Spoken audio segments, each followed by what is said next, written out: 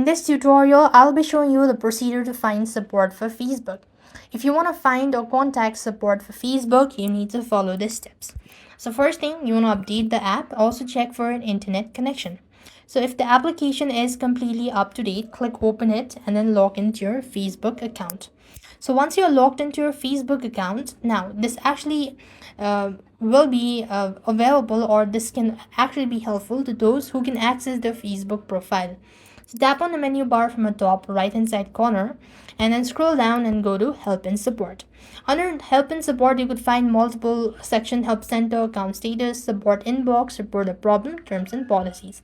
Accordingly, select a topic and then you could go ahead and follow the answering prompt in order to find the support for Facebook. And for those who cannot access Facebook, then you could do this simple step, that is open the Facebook application.